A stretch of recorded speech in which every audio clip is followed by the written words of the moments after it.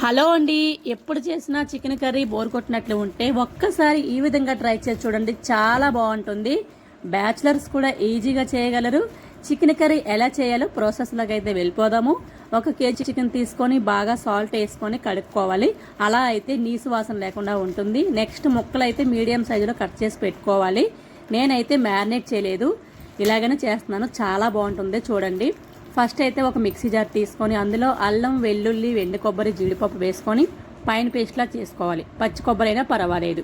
Next stove పైన కళాయి పెట్టుకొని ఆయిల్ వేసుకొని అందులో ఉల్లిపాయ ముక్కలు, పచ్చిమిరపకాయలు, కరివేపాకు వేసుకొని ఇప్పుడు అందులో సాల్ట్ యాడ్ చేసుకొని అవి బాగా బ్రౌన్ కలర్ వచ్చేంత వరకు ఫ్రై చేసుకోవాలి. ఇలా బ్రౌన్ కలర్ వచ్చిన తర్వాత ఫ్రై చేసుకొని పక్కకు తీసుకొని అలా వేసుకున్న పర్లేదు చికెను, లేదంటే ఇలా అయినా చికెన్ అంతా వేసుకొని అటు ఇటు బాగా కలుపుకోవాలి. తర్వాత అయితే ఇప్పుడు ఇందులో 1 స్పూను పసుపు అయితే యాడ్ చేసుకోవాలి. పసుపు యాడ్ చేసుకొని తర్వాత కూడా ఒకసారి మళ్ళీ అటు ఇటు బాగా కలుపుకోవాలి. ఇది అన్నీ యాడ్ చేసుకున్న తర్వాత ఇప్పుడు ప్లేట్ మూత పెట్టి ఒక 10 మినిట్స్ అయితే ఉడికించుకుంటే చూసారా వాటర్ మొత్తం బయటకు వచ్చింది. ఈ వాటర్ అంతా ఇంకిపోయేంత వరకు మనము బాగా చికెను ఫ్రై చేసుకోవాలి.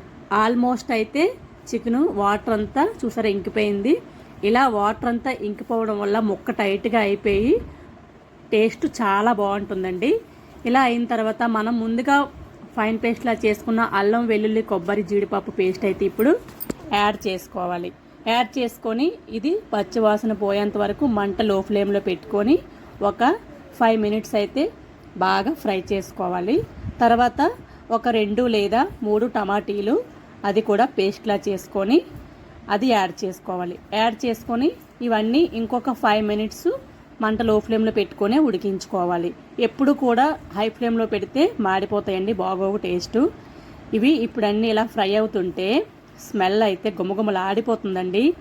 నెక్స్ట్ ధనియాల పొడి 1 స్పూను, కారం 2 లేదా 3 స్పూన్లు యాడ్ చేసుకోవాలి. మీకు నచ్చినంత యాడ్ చేసుకొని ఫైనల్గా అయితే ఒక 5 మినిట్స్ మళ్ళీ ఫ్రై చేసుకొని ఇప్పుడు ఇందులోని వాటర్ మనకి నచ్చినంత, కొంచెం గ్రేవీ ఎక్కువ కావాలనుకుంటే వాటర్ ఎక్కువ యాడ్ చేసుకోవాలి. తక్కువగా దగ్గరగా కావాలనుకుంటే కర్రీ తక్కువ 1 కప్పు లేదా 2 కప్పులు వాటర్ యాడ్ చేసుకుంటే కర్రీ చాలా బాగుంటుంది. ఫైనల్గా ప్లేట్ మూత పెట్టుకొని ఉడికించుకొని హోల్ గరం మసాలా పౌడర్ అయితే లాస్ట్లో యాడ్ చేసుకోవాలి. యాడ్ చేసుకొని ఇంకో 5 మినిట్స్ మళ్ళీ ఉడికించుకోవాలి. చూసారా కర్రీ అయితే ఫైనల్గా రెడీ అయిపోయిందండి. ఇప్పుడు స్టవ్ ఆఫ్ చేసుకొని ముందుగా కట్ చేసి పెట్టుకున్న కొత్తిమీర పైన వేసుకోవాలి. ఈ కర్రీ అన్నం, చపాతీ, పుల్కా, బిర్యానీలోకి ఎందులోకైనా చాలా బాగుంటుంది. చెప్పడం కాదు కానీ ట్రై చేసి చూడండి, మీరే అంటారా అలా ఉందని.